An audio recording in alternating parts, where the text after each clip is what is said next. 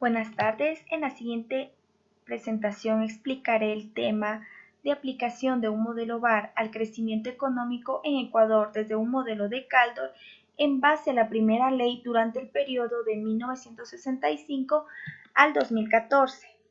El siguiente está integrado por Jessica Toledo, mi persona, y Jonathan Ojeda. Varios economistas clásicos, neoclásicos y postkeynesianos se han preocupado por definir y tratar de explicar cuáles son las razones por las que se da el crecimiento en una economía.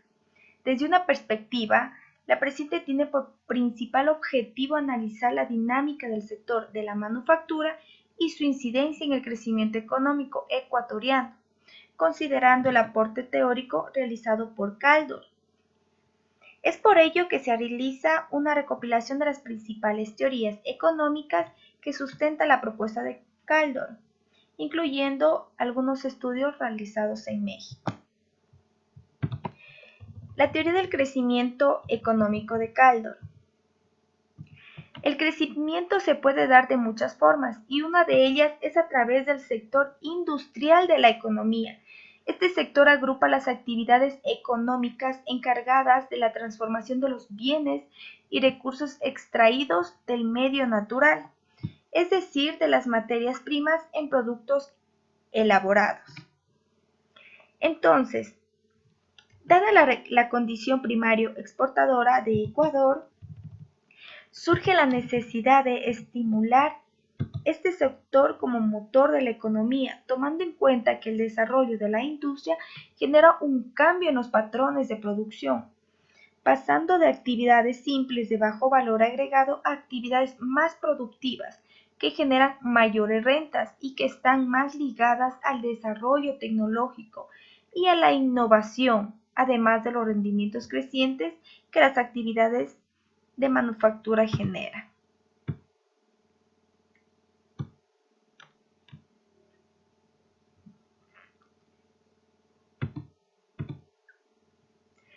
En los antecedentes históricos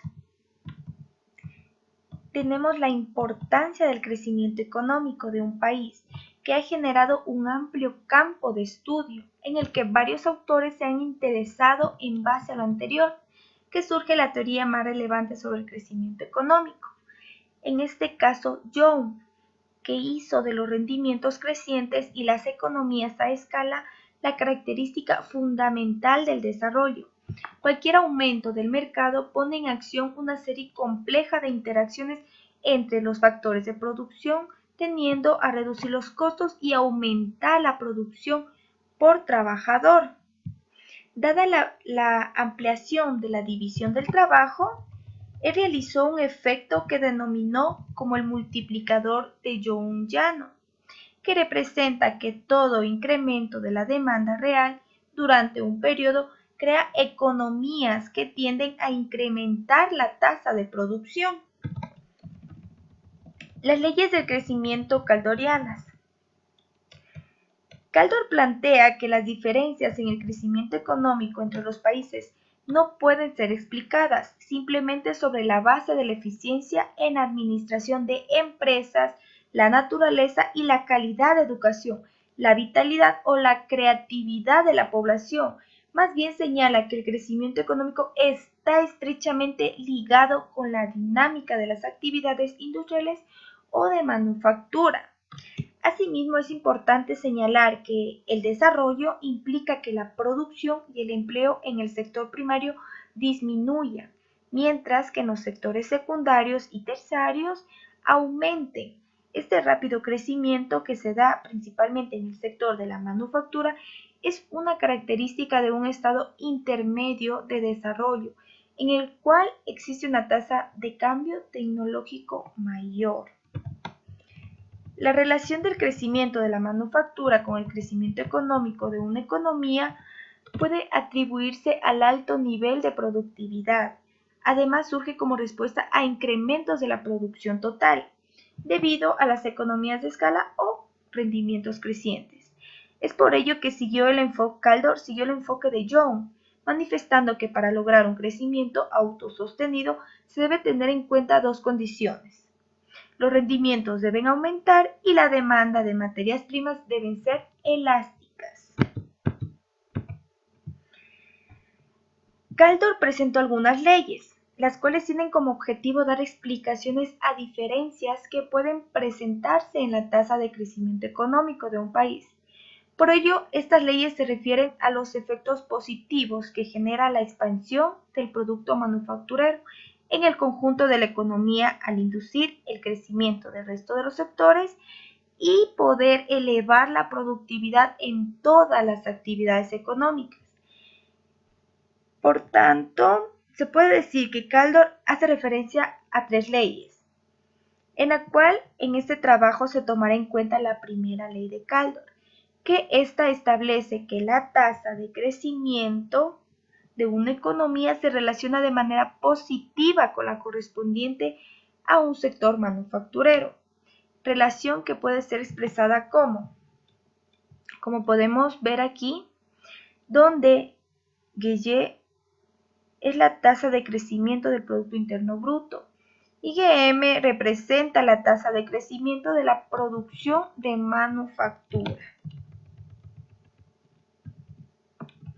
En esta relación se sustenta que es importante el efecto multiplicador del sector industrial manufacturero y la mayor expansión de las actividades manufactureras, además elevado coeficiente. Sin embargo, la ecuación 2 puede representar una correlación espuria, dado que está contenida dentro de manera significativa, razón por la cual se propone estimar la relación con la siguiente ecuación, como podemos observar, donde Y se establece que la tasa de crecimiento del Producto Interno Bruto está en función de la diferencia entre la tasa de crecimiento del sector de la manufactura y en función del crecimiento del sector no manufacturero. Esta relación permite corregir los problemas de correlación espuria que se puedan presentarse. Evidencia empírica de las leyes kaldorianas en México. Para explicar primero sustentaré un poco de teoría. Esto comenzó a partir de la posguerra que la industrialización se orientó como uno de los objetivos de desarrollo, en especial de los países latinoamericanos. Esto como consecuencia de los ejemplos exitosos de algunos países desarrollados, como el caso de Estados Unidos y Reino Unido, en el que la industrialización se convirtió en el eje de la vida económica del país. Por ello, el trabajo desarrollado por Ezegueda Juan, en donde analizó el análisis kaldoriano del crecimiento económico de los estados de México en el periodo de 1980 al 2000, en donde buscó explicar el proceso de crecimiento divergente en los estados de México en los últimos 2 decenios, además de establecer la relevancia de la especialización económica en el desarrollo regional, evaluando el efecto que en este proceso han tenido los sectores productivos. Entonces, para comprobar la validez de las leyes kaldorianas se aplican diferentes metodologías. La primera ley de Kaldor fue contrastada a través del método de mínimos cuadrados ordinarios, utilizando la tasa de crecimiento del Producto Interno Bruto de los sectores manufactureros y no manufactureros. En lo referente a la segunda ley, contrastó con y sin el efecto del capital, además de considerar sectores aparte del manufacturero, tomando en cuenta la posibilidad de que otras actividades de la economía estén sujetas a rendimientos crecientes a escala. Mientras que en la tercera ley intentó determinar el grado de correlación existente entre el crecimiento de la producción de manufacturas y el aumento de la productividad del trabajo en el conjunto de las economías. El autor con este trabajo prueba la validez empírica de las 3 leyes del crecimiento de Kaldor de las entidades de México, como podemos observar en el cuadro número 1. Aquí la evidencia econométrica no fue suficiente para afirmar que el sector manufacturero sea un motor del crecimiento, en donde él aprobó que las actividades no primarias, principalmente las manufactureras y en menor medida las terciarias, suelen operar con rendimientos crecientes a escala de carácter dinámico, lo que valida la segunda ley, y obtuvo evidencia favorable al mostrar una fuerte correlación positiva entre el crecimiento de la producción de manufacturas y el aumento de la productividad del trabajo. El sector de la manufactura en Ecuador. El enfoque caldoriano de crecimiento tiene como finalidad realizar un análisis de las variables involucradas en dicho modelo, tales como la producción nacional y manufacturera. Además de la productividad laboral en este sector, esto permitirá examinar la estructura económica de Ecuador para la posterior modelación econométrica. Manufactura y crecimiento económico en Ecuador en 1965 y 2014. Hasta finales de la década de los 40, la principal actividad económica en Ecuador se enfocaba en el sector agropecuario, sobre el cual se desarrollaba la economía y comprendía la especialización de la producción en bienes primarios y la exportación de los mismos hacia países desarrollados, en donde fueron varios los intentos que realizaron para impulsar otros sectores como el industrial. Para inicios del siglo XX se estimuló la primera ley de protección industrial durante el gobierno de Eloy Alfaro. Esta ley no tuvo mayor trascendencia, y es que en 1922 se promulgó una nueva ley de fomento de desarrollo de industrias que pretendía reducir el impacto de la crisis suscitada debido a bajos precios del cacao. Esto lo cual manifestaba que el país aún seguía un modelo agroexportador. Es así que bajo los antecedentes que expuse anteriormente, Ecuador adoptó el modelo propuesto por la CEPAL, que prometía ser la solución al estancamiento económico e industrial de la región.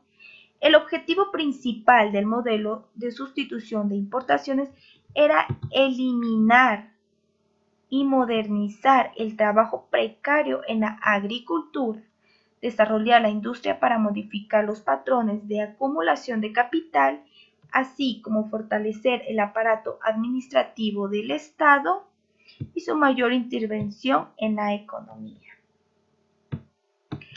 La productividad laboral del sector de la manufactura ecuatoriana.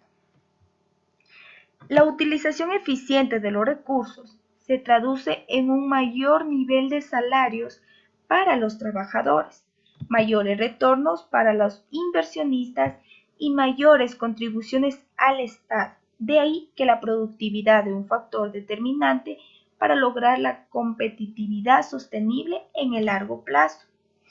Esto es razón por la cual debería ser considerada como uno de los principales indicadores para medir el crecimiento económico de un país. Relación entre el crecimiento del PIB y el sector manufacturero en Ecuador. Como podemos observar en el gráfico 1 es la relación entre el crecimiento del PIB y el sector manufacturero en Ecuador. En el gráfico se puede ver la relación que existe entre el crecimiento del Producto Interno Bruto y el crecimiento de la manufactura ecuatoriana, pues las dos tienden a crecer positivamente, ya que el crecimiento de la manufactura ayuda al crecimiento del PIB.